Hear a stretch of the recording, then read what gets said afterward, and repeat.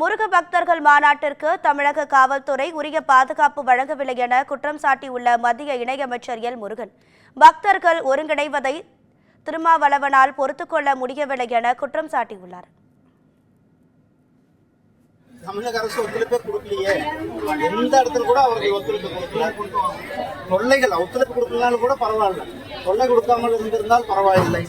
ஆனால் அவர்கள் ஆரம்பத்திலிருந்து ஒவ்வொரு நேரத்திலையும் கூட பல தொல்லைகள், நீங்க எங்கேயுமே கேள்விப்படாது இ பாஸ் வாங்கணும் அப்படின்ட்டு போய் வாகனங்கள் வர வாகனங்களுக்கு எந்த ஒரு இயக்கத்திற்கு கூட அல்லது எந்த ஒரு அரசியல் கட்சி கூட இ பாஸ் வாங்க வேண்டும் என்ற நிபந்தனை தமிழ்நாட்டில் முதல் முறை வாகனங்களுக்கு இ பாஸ் வாங்க வேண்டும் என்று சொன்னது திமுக அரசாங்கம் இந்த மாநாட்டுக்காக. அப்படின்ற அந்த இதே நீங்க திருமாவளவனை கேட்கிறோம் அல்லது மற்றவங்களையும் கேட்கிறேன், வேற ஒரு மதத்தினுடைய நிகழ்ச்சியை நீங்க நடத்தக்கூடாதுன்னு சொல்றதுக்கு தைரியம் இருக்குதா?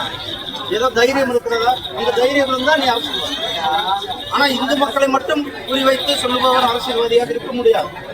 அனைத்து தரப்பு மக்களையும் ஒரு மாதிரி தான் ஒரே மாதிரி நினைக்க வேண்டும். ஆனால் இதே தைரியத்தை இங்க நேற்று மாநாட்டு ஊர்வலம் நடத்தினீங்க, மனித சங்கிலி நடத்தினீங்க, இதே மனித சங்கிலி நடத்தினீங்க. இதே மனித சங்கிலியை நீங்கள் வேற ஒரு நிகழ்ச்சி நடக்கும் பொழுது அல்லது வேற ஒரு சமுதாயத்தினுடைய நிகழ்ச்சியோ அல்லது வேற ஒரு மதத்தினருடைய நிகழ்ச்சியோ நடக்கும்போது அதை எதிர்த்து குரல் கொடுப்பது தைரியம் இருக்கிறதா? தைரியம் இல்லை.